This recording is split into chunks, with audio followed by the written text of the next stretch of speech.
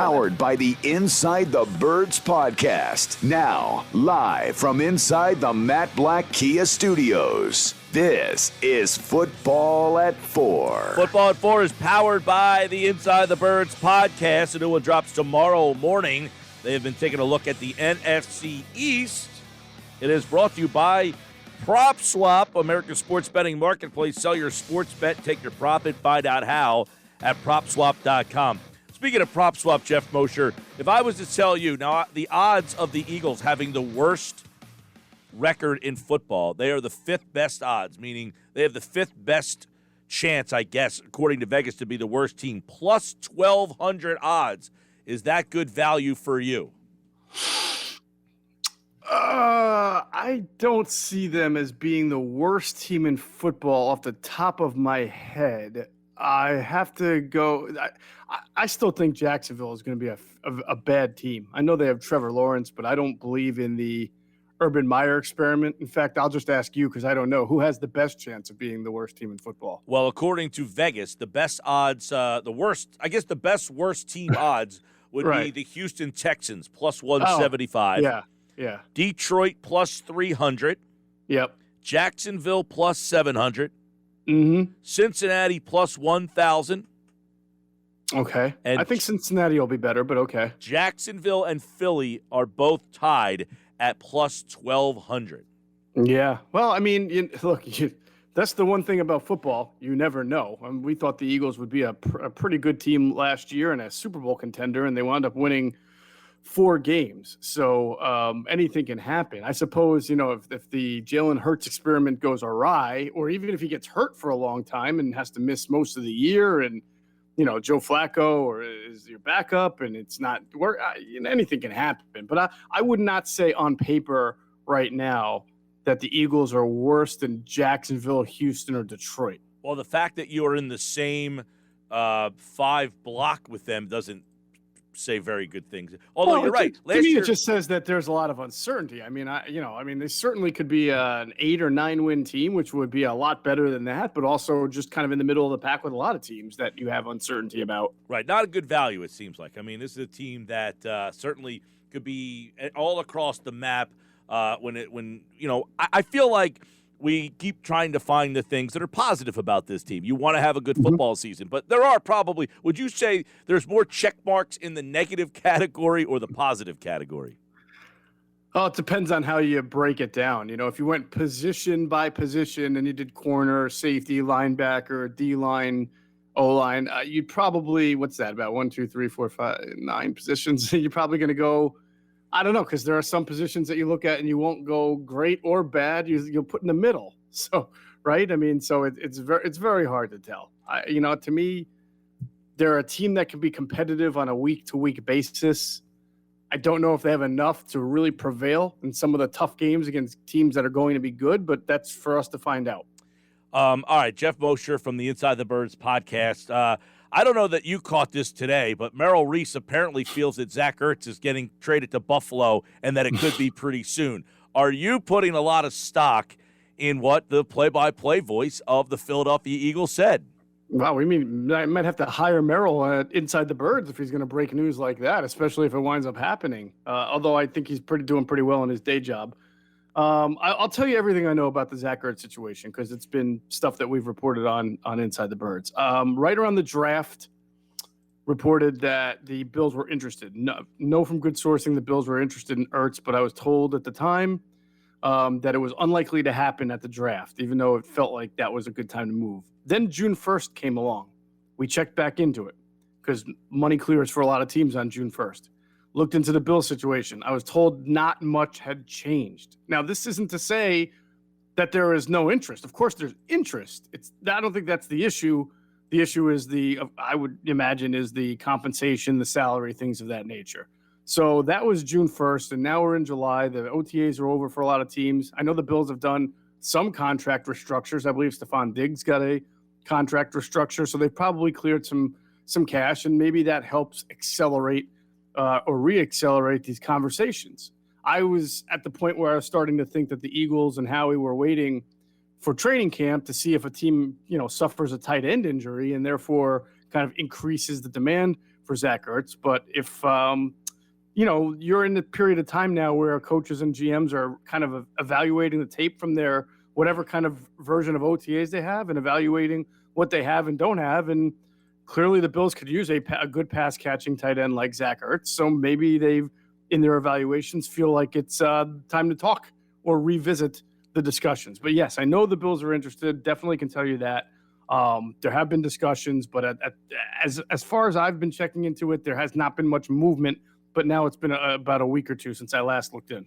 Yeah, I know it was just, kind of randomly out there today. The exact quote from Merrill Reese was this, quote, Wait, can you read it in Merrill's voice, please, so I get the full experience? I could try. I've done a pretty decent Merrill Reese in the past, although I feel like my throat's a little messed up today. But I'll try. I just put you on the spot, too. That's tough. Yeah, it is. The word today is that they are very close to a deal, and I don't have any inside information to substantiate this, but the word is that they're close to a deal with Buffalo for Zach Ertz. I believe you have as much chance of being on this roster as Zach Ertz in a few weeks. I mean, that's pretty strong for Merrill to say. Well, let's work backwards on that. I agree with Merrill's last statement because that's a statement I've been making myself. I don't believe that Zach Ertz is going to be on this team moving forward. And I think Dallas Goedert will be the primary tight end next year. So I agree with Merrill on that. I guess if I were asking Merrill a question, or if this were a press conference, I would ask him to clarify how he has no inside information, but yet the word today is that they're getting closer to a deal. Well, how would you know that the word today is that they're very close to a deal without any inside information? Because I haven't seen any other reports going on. So I would that to me, there's some inconsistency there. It doesn't pass my reporter test. Right. I mean, it's one of those things where it's like, I said something I probably shouldn't have said, so I can't substantiate this, but he's going to Buffalo. Yeah. And you know what? If it does happen, I don't think anybody will be surprised. No, I don't think you're surprised, but I was bringing this up earlier. Like, he's still here. Like, I don't know that the Eagles are like, we want to trade you. Do you feel like this is more that Ertz just doesn't want to be here anymore?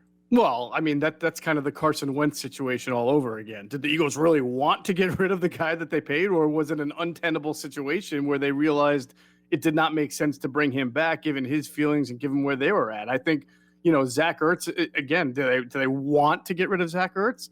No, it's always good to have good players, and he's still a good player of some capacity. He can still help a team, but you're having contract extension talks with Dallas Goedert right now. You've invested in your wide receiver room over the past year and a half here. You're probably going to want to be an 11 personnel offense. You don't want to be forced to play 2 tight end offenses. So it doesn't really make sense anymore to have Zach Ertz on this team at that money when you're trying to develop other guys who are younger at his position and other positions. So I don't necessarily think that they want him back either. They may not be loving getting rid of him, but I don't think the fit is there anymore. I like, here's the one thing. It's like, okay, you're Howie Roseman. The Bills are being talked about as a Super Bowl contender, correct? Their tight end is Dawson Knox. Mm-hmm. Do you have a position of power there saying, if you're a Super Bowl contender and you feel comfortable with Dawson Knox, that's great. I'll keep Zach Ertz. Or do you really want to be a Super Bowl contender and I'll give you a All-Pro, Pro Bowl tight end, but you need to give me something substantial here? Like, do you think they have any hand here? Like I said, I think the best kind of leverage is more teams interested. And if a team out there, and there are still a couple of teams, Mike, that really do rely heavily on tight ends. New England is one. Baltimore is one. San Francisco is another. Any of these teams could lose a tight end like that. We saw how many injuries San Francisco had last year. Any of these teams could lose a tight end like that in training camp to any kind of injury, and all of a sudden, Zach Ertz may look a lot better, especially if that team had plans to win this year or be more competitive. And it's not far-fetched to think that could happen. Now, do they want to go into training camp with Zach still on the roster and not showing up? And then do they want to have to fine him? This is the guy who caught the game-winning touchdown in the Super Bowl. Do they want to have to start fining him? They don't have to, by the way. They can waive any fines for whatever he misses. I would hope that they would do that. But the point is, if you have an opportunity to get rid of him now before the start of camp and you feel the compensation is right and it's fair and you're not going to get that much better, I can see the advantages of doing it now before camp starts. We talked about this back at the mini camps or the mandatories or whatever that they kind of waive those mandatories, but we were going to find out were they going to in fact fine Zach Ertz for not being there. Well, they waived the mandatory, so we said, oh, well, we have some time to figure that out. Well, the sand is going through the hourglass here on this whole situation. So the point you bring up about fining him, that could get pretty interesting. So if he's still here and they waive that, are they trying to say, look, Zach, we want you to be here. We don't want to fine you. We want you to come. I don't know. I really don't.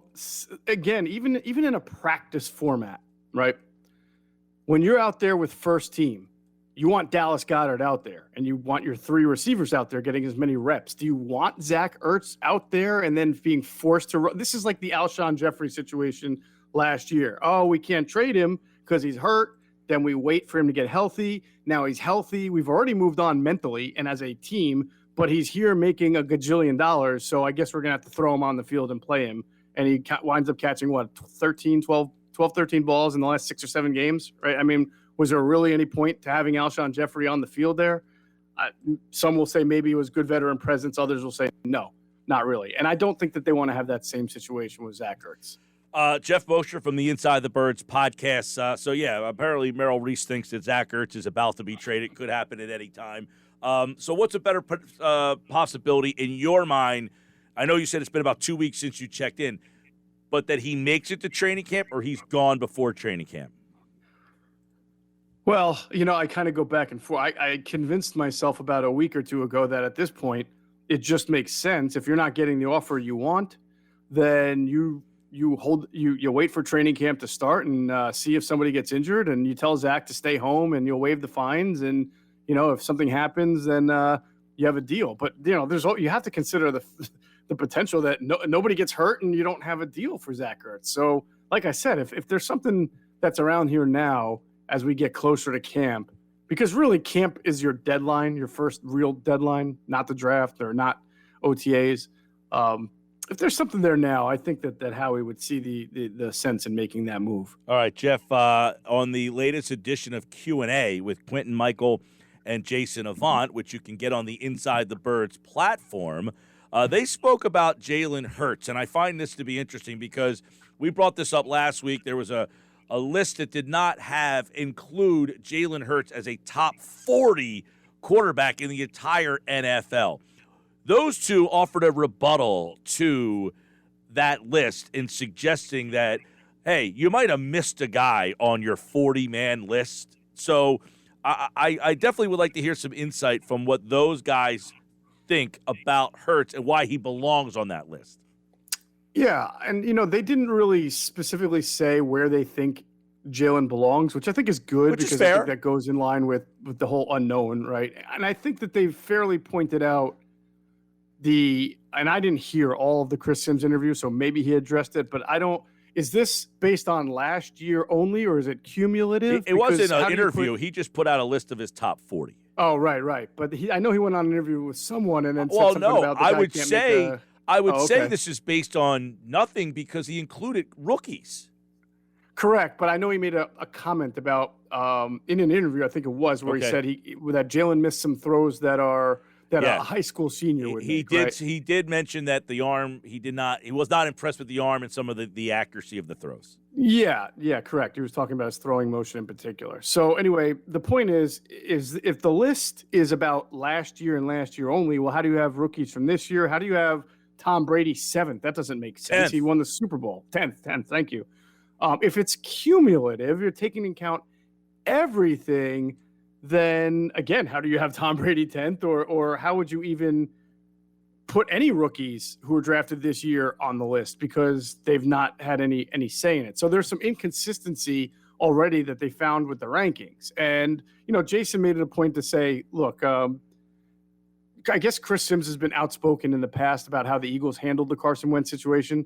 So he feels like it helps fuel the argument that they screwed up everything with Carson Wentz by then ranking Jalen Hurts really low, right? So there's some, I guess, bias in there as well.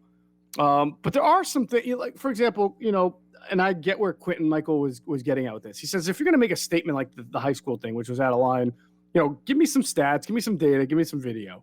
The only thing I would say in Sims' defense is, if you went with stats and pointed out Jalen's completion percentage last year, that's not fair because he had a lot of throwaways. They told him to throw away the ball, don't take sacks. He did a great job of not taking sacks and throwing away the ball, but that impacts your completion percentage. It's also an awful offensive line. Your first time in that offense, there's just too many variables to just throw. And I'm happy that Sims didn't say he's inaccurate because he's a 58% or whatever the completion percentage was. And I thought Chris, at least whether you agree or disagree, explained what he saw in his tape film, which was an elongated motion that he feels will not have good long-term success or lends itself to good long-term accuracy. We can debate that all day long, and we can talk about other quarterbacks like Phillip Rivers who have funky mechanics but still have been very accurate throughout the course of their career. But that was the point. I'm going to defend Chris Sims on that and just saying it's not like he blindly said, this kid's inaccurate. I mean, he did have a little bit of substance to what he was saying about why he felt that his throw, and he didn't even actually say he's just an inaccurate quarterback. He said he had a motion that can lend itself to inaccuracy at times. But the high schooler comment was a little out of line. Right. He said there was way too many slam dunk, easy completions that I would expect a good senior high school quarterback to make. Yeah, that's not fair. That's not. I mean, I've seen really good quarterbacks in the NFL miss some under pressure or whatever that you could say that about. So which, by the way, they had one on their roster last year who missed passes. Yeah, Carson was, exactly. I mean, realistically, the guy Wentz was in this position because he couldn't complete the easiest of passes. Mike, I mean, Carson was missing throws last year that you could have made. So, I mean, yes. And I know you're a good athlete, but I'm not trying to, diminish you. No, I mean, that throw, yes, you're right. Throws that anybody could make, yes. Those throws were being missed last year. I thought that Hurts' completion percentage was low for good reasons. And reasons that if Wentz followed suit, that he might not have thrown so many interceptions, that Hurts did a good job of getting rid of the ball when it warranted. And unfortunately, because the Eagles didn't have very good receivers and their offensive line was a mess, you had to throw the ball away a lot. Yeah, well, I'll tease this. Next week we're going to have – we've been doing our NFC East. Yeah, and our NFC East preview series on Inside the Birds. Tomorrow at 6 a.m. the Washington one will drop. We had Dallas earlier this week. We'll do the Giants and Eagles next week. We've already talked with Greg Cosell, who's on with us to do these previews, and you know how well Greg breaks down tape. And he's already kind of shared with us some of his thoughts on Jalen Hurts' tape last year. And I'll say this. There are areas where Greg can be critical of Jalen Hurts, but he does a phenomenal job of explaining, A, why that is, and B, how just because it was like that, in the 3 games doesn't mean it's going to be like that this upcoming season when he's working with a new offense and new scheme and new weapons. But he will at least tell you why he thinks there were some accuracy issues with Hurts last year in his very limited playing time. All right, well, check that out. Tomorrow is, of course, the Washington football team, the Giants on Monday, Philadelphia next Thursday for the Inside the Birds podcast. It drops Mondays and Thursdays at 6 a.m., and I would imagine in about a month you're going to have to crank out a third one. Oh, yeah, that'll start up pretty soon. All right. Looking forward to that. Football at 4, Geoff Mosher, at Geoff Mosher NFL, powered by the Inside the Birds podcast, at Inside Birds. Check out their platform for all of their great Inside the Birds shows. Adam Kaplan is here tomorrow. And, of course, Andrew will be back. We're previewing all the divisions with Andrew. On Friday, we will look at the AFC Central, which could be one of the most entertaining ones in the entire league this year. Pittsburgh, Cleveland, Cincinnati, and Baltimore. That one's going to be really interesting. So check that out on Friday with Andrew. Moshe's back on Monday. So have a good weekend, man. Actually, no, Monday we are off. So Oh, I'm off. Yeah, well, we might have something special for the listeners that I might include you in on. Oh, I can't wait. I'm excited. All right. I haven't reached out to you yet about this, but I am now telling you. All right, well, you're just like Merrill Reese. You're dropping a bomb on me. I have something to tell you, and you don't know about it quite yet. That was pretty good, Mike. I like it. All right, Moshe. All right, brother. See you later. At Geoff Mosher NFL. Follow him there on Twitter.